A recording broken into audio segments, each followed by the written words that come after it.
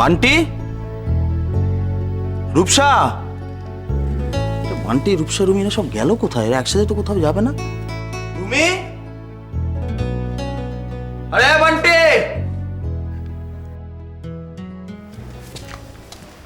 হ্যাঁ বলুন, কাকে খুঁজছেন আপনি?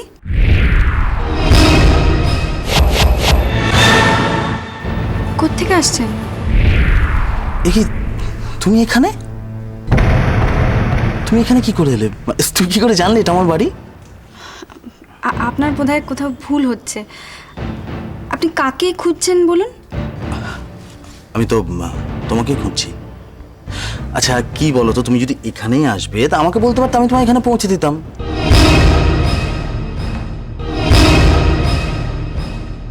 আচ্ছা মন, তুমি কোথায় চলে গেলে? হ্যাঁ, কেন আমায় এত দুশ্চিন্তায় ফেলো বলো তো? আপনি আপনি পাগল নাকি? দেখুন, আমি আপনার কথা কিছু বুঝতে পারছি না।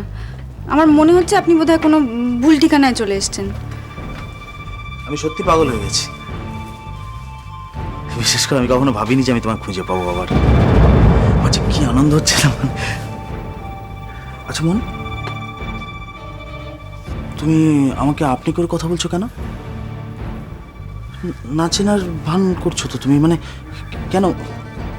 এই বাড়িতে আর বাড়িতে কেউ নেই?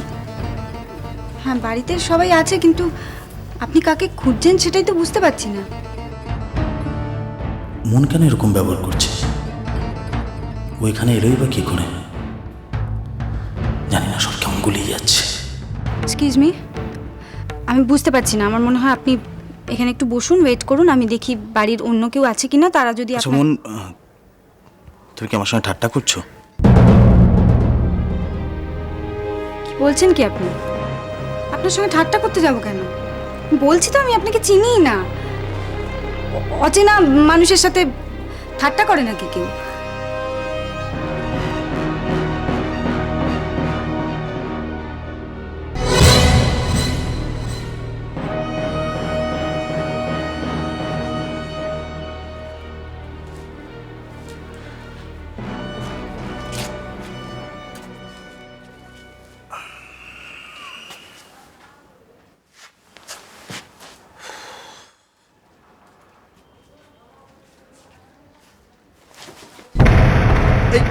কি, তুমি কে? তুমি এখানে কি করে আমার ঘরে এলে?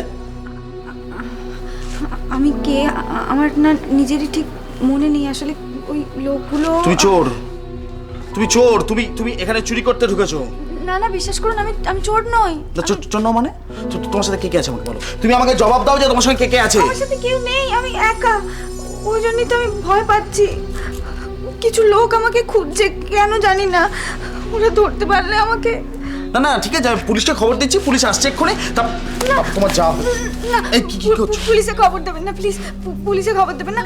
আজকে রাতটা, শুধু আজকে রাতটা আমি এই বাড়িতে থেকে যাই। আপনার বাড়িতে কাল ভোরবেলা উঠেই আমি এখান থেকে চলে যাব। ঠিক আছে পাছাড়ো। কি মেয়েটাকে রাতে থাকতে দেওয়াটা কি ঠিক হবে? কি জানি, নতুন জায়গা, কোনো বিপদ হবে না তো? ওর মুখ দেখে কিন্তু মনে হচ্ছে যে ও সত্যি ভয় পেয়েছে। এটা কি চুরির দায়ে ধরা পড়ার জন্যে, নাকি সত্যি ওর কোনো বিপদ হয়েছে? কি ভাবছেন? আপনি ভাবছেন আমি চোর, আমি কোনো গন্ডগোল বাঁধাবো আপনার বাড়িতে, তাই না? ঠিক আছে, আমি থাকবো না আপনার এখানে, আমি চলে যাচ্ছি। কিন্তু বাইরে গিয়ে যদি আমার কিছু হয় তাহলে তার জন্য আপনি দায়ী থাকবে। দাঁড়াও, এদিকে এসো।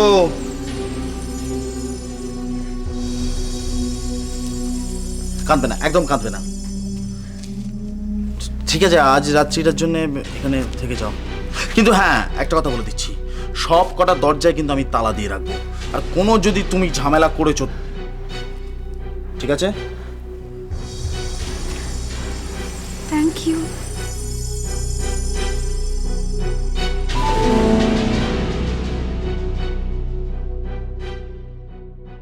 এ বাড়িতে মন কি করছে? এখান থেকে তো কেউ আমাকে জানায়নি যে ও এখানে আছে। তবে মন কি এখানে আমার পরিচয় না জেনেই আছে, নাকি ওর সব কিছু কেমন যেন রহস্যে মোড়া, কিন্তু ব্যবহার তো সেই একই রকম আছে। এখানে যখন ওর দেখা পেয়েছি তখন নিশ্চয়ই রহস্যের সমাধান হয়ে যাবে, কিন্তু আর কাউকে দেখছি না কেন? তবে কি মা, রুমি, বান্টি খবর না দিয়ে এসে কি ভুল করলাম?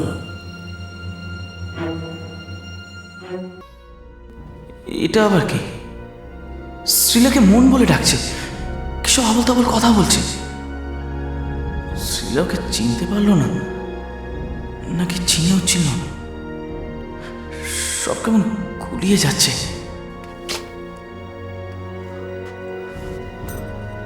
বাড়িতে একজন নতুন অতিথি এসছে দেখলাম। কই, আপনি তো তার সম্বন্ধে আমায় আগে কিছু বলেননি। অতিথি এই বাড়িতে?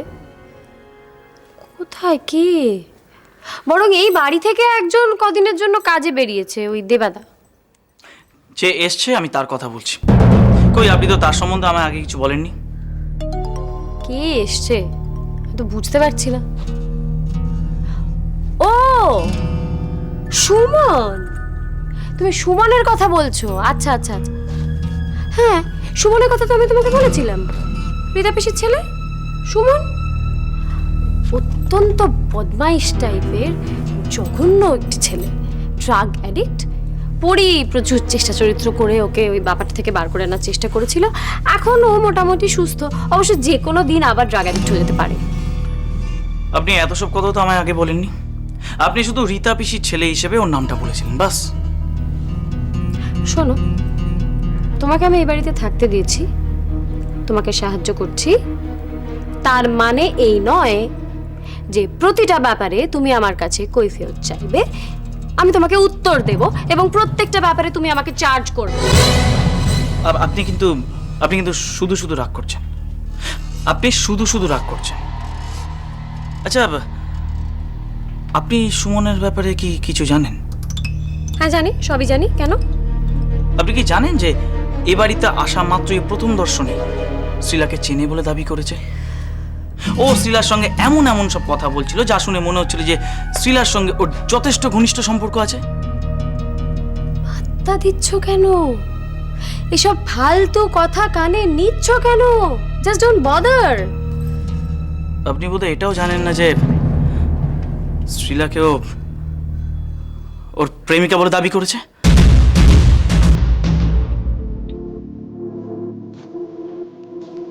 কি? তাই নাকি? দাঁড়াও দাঁড়াও দাঁড়াও, তুমি যা বলছো সেটা যদি সত্যি হয় তাহলে তো এই সব কটা গল্প মিলিয়ে আমি একটা বিরাট বড় গল্পের গন্ধ পাচ্ছি। তোমাকে জানতে হবে পুরো ব্যাপারটা ডিটেলে। দেখুন, আমি আর কোনো ঝামেলা চাইছি না। যে করেই হোক আমি ওর হাত থেকে শ্রীলাকে মুক্ত করতে চাইছি। আর যদি ঝামেলা হয় তাহলে কিন্তু আমি নিজেকে কন্ট্রোলে রাখতে পারবো না।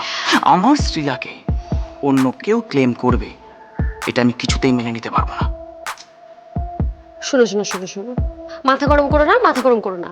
আমি একটা খুব ইন্টারেস্টিং গল্পের গন্ধ পাচ্ছি, কিন্তু আমাকে তার আগে পুরো জিনিসটা ঠিক ঠিক করে জানতে হবে তো। আপনি জানেন শ্রীলাকে ও মন বলে ডাকছে? যদিও হ্যাঁ, শ্রীলা কিছুই বুঝতে পারছে না। আচ্ছা, তাহলে তো পুরো ব্যাপারটাই তোমার ফেভারে যাচ্ছে।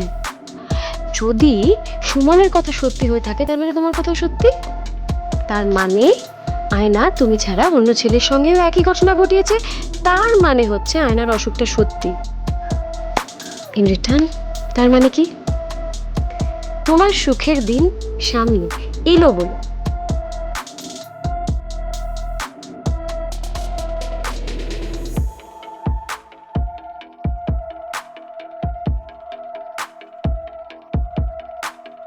আচ্ছা নতুন বৌদি, তুমি সেদিন ও বাড়ি থেকে ওই জিনিসগুলো কেন নিয়ে আসতে গিয়েছিলে? না মানে আর কটা দিন অপেক্ষা করলে কি? কিসের অপেক্ষা করার কথা তুমি বলছো ঝর্ণা? যা অপেক্ষা করা, যত রকম ভাবে অপেক্ষা করা, সবই তো করে দেখা গেল। আমি তো আমার দিক দিয়ে যত দূর সম্ভব চেষ্টা করলাম, কিন্তু আমাকে একটাবার জানাতে পারলে না? আমি তো তাহলে বুঝিয়ে সুঝিয়ে যে করেই হোক তোমাকে আটকাতাম। নিজের হাতে নিজের দরজাটা বন্ধ করে দিয়ে এলেন। ভুল করছো ঝর্ণা। তোমার মতো ওই এক কথা আকাশও আমাকে বলেছে। আচ্ছা তোমরা দুজনে আমাকে একটা কথা বলো তো, নিজে কোনো দোষ করিনি জেনেও আমি তো সমস্ত ব্যাপারটাকে স্বাভাবিক করার চেষ্টা করেছিলাম তো। কি হলো? অপূর্বর কি কোনো দায় নেই? আমি বলছি তো নতুন বৌদি, আমি অপূর্বদাকে বোঝাবো, কিন্তু কিন্তু অপূর্বদাকে বোঝানোর চেয়ে তোমাকে বলাটা তো আমার পক্ষে অনেক সহজ না। কারণ একটা মেয়েই তো পারে আর একটা মেয়েকে সব থেকে ভালো বুঝতে, অন্তত পুরুষের থেকে। সংশয়টা তো সেখানেই। দেখো, সেদিন আমি ওই বাড়িতে আমার জিনিসপত্রগুলো আনতে গেলাম, অপূর্ব তো ছিল সেখানে। কই একবারও তো আমাকে অপূর্ব বললো না যে ফিরে এসো শতরূপা? আমাকে তো কোনো রকম বাধা দিল না। তাহলে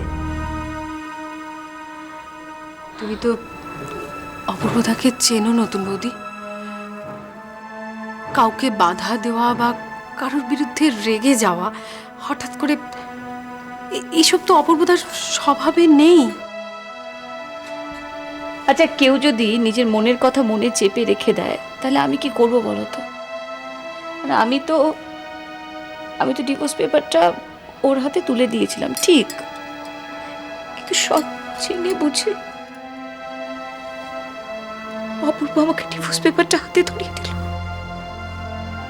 কি করে পারলো এটা অপূর্ব?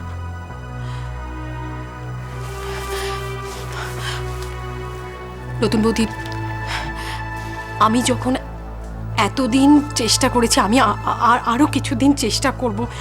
আমি দেখো, যতক্ষণ না তোমাদের দুজনের এই ভাঙা সম্পর্কটা জোড়া লাগছে আমার পণ্ডশ্রম করবে। তোমার চেষ্টাটা পণ্ডশ্রম হবে। ওই যে বললাম, অপূর্ব যখন আমাকে ডিভোর্স পেপারটা হাতে ধরিয়ে দিতে পারলো, তখন যা হওয়ার সব হয়ে গেছে। নতুন করে আর কিচ্ছু হবার নেই, কিচ্ছু না। এই তো কি ব্যাপার বলো তো, কি হয়েছে? মাসি কিছু বললো না, তুমি এনি প্রবলেম? আচ্ছা অপূর্বদা, তুমি নিজের কথা থেকে এতটা সরে এলে কেন বলো তো? ঠিক বুঝলাম না, কি বলতে চাইছো বলো তো? তুমি আমার কাছ থেকে সব সত্যিগুলো জানার পর নতুন বৌদির কাছে গিয়েছিলে তো? সবকিছু তোমার কাছ থেকে জানার পরেও নতুন বৌদি তোমার হাতে ডিভোর্সের পেপারসগুলো তুলে দিয়েছিল, তাই তো? হ্যাঁ, কিন্তু তোমার কথার সঙ্গে এটা কি সম্পর্ক আমি কিছু বুঝতে পারছি। আমাকে আগে বলতে দাও অপূর্বদা। আমি তোমাকে বলেছিলাম তো যে সব সত্যিটা জানার পর নতুন বৌদি নিজের ভুল বুঝতে পারবে, কিন্তু তুমি আমাকে বলেছিলে নতুন বৌদি নিজের মনের থেকে যতদিন না এখানে ফেরার তাগিদ অনুভব করছে, তুমি তাকে ফেরানোর চেষ্টা করবে না। হ্যাঁ, আমি করিনি তো ফেরানোর চেষ্টা, এবং আমি করিনি সেটা। শুধু আমি কি আমার ভুলটা স্বীকার করেছিলাম? কি মুশকিল, তুমি তো সেই একই ভুল করছো। তুমি নতুন বৌদির ফেরার অপেক্ষা না করে দাঁড়াও দাঁড়াও দাঁড়াও, এত কথা তোমাকে কে বললো? আকাশ? না, আমি আমি নতুন বৌদির সঙ্গে দেখা করে আসছি এখন। হো, তাই বলো? আর কটা দিন অপেক্ষা করতে পারলে না অপূর্বদা? নতুন বৌদি তো তোমার কাছে সব দোষ স্বীকার করেছিল, তারপরেও তুমি ওই পেপারসগুলো কেন ফেরত দিয়ে এলে অপূর্বদা? তুমি কি আমার কাছে কৈফিয়ত চাইছো? না,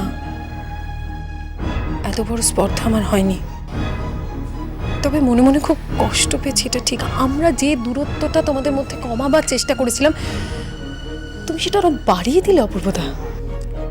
দেখো, এখন আর কিছু করার নেই। মানে শতরূপাকে গিয়ে কথা বলা বা ওর সঙ্গে কিছু, এটা অনেক দূর জলটা গড়িয়ে গেছে। আমি মানছি সেটা নয়, কিন্তু তুমি কি এটা অস্বীকার করতে পারো যে এই পুরো ঘটনাটার জন্য মাসি দায়ী, আর কেউ নয়? হ্যাঁ, আমি তো জানি সমস্ত ঘটনার জন্য মা দায়ী। তা আমাকে কি করতে হবে তার জন্য? মাকে অ্যারেস্ট করাতে হবে নাকি মানে আদালতে টেনে নিয়ে গিয়ে কাঠগড়ায় দান করে তার শাস্তি চাইতে হবে? আমি তো তা বলিনি অপূর্বদা। তবে তোমরা তোমরা দুজনে সব কিছু স্বীকার করে নিয়ে ভুল বোঝাবুঝিটা মেটানোর বদলে পুরো ব্যাপারটাকে জেদাজেদি পর্যায়ে নিয়ে গেলে। ঝর্ণা, এখন আমি বুঝি বয়স বাড়ার সাথে সাথে যে ভালোবাসা একটা মোহ, জানো তো। আর এটাও বুঝি যে এই মোহটা সবার জন্য নয়। আর শতরূপার কথা আমি বলতে পারবো না, কিন্তু আমি নিজের কথা বলতে পারি যে সে মোহটা আমার কেটে গেছে। কত সহজে কথাটা বলে ফেললে অপূর্বদা, কিন্তু তাও আমি বিশ্বাস করি আজও তুমি মনে মনে নতুন বৌদিকে শুধু ভালোবাসো। অপূর্বদা, একবার শুধু নিজের মনের কাছে নিজেকে পরিষ্কার করে নাও, সব মান অভিমান ভুলে আর একটাবার একটু চেষ্টা করো, দেখবে দেখবে তুমি যদি এক পা এগো তাহলে আর কোনো দ্বিধাদ্বন্দ্ব থাকবে না। ঝর্ণা, প্লিজ প্লিজ। জানি আমার এই স্পর্ধা দেখে তোমার খুব রাগ হচ্ছে, আমি বুঝতে পারছি অপূর্বদা, কিন্তু বিশ্বাস করো তোমাদের দুজনের এই ভাঙা সম্পর্কটাকে জোড়া লাগিয়ে আবার নতুন করে তৈরি করতে আমি তোমার থেকে এইটুকু স্পর্ধার অনুমতি নিলাম।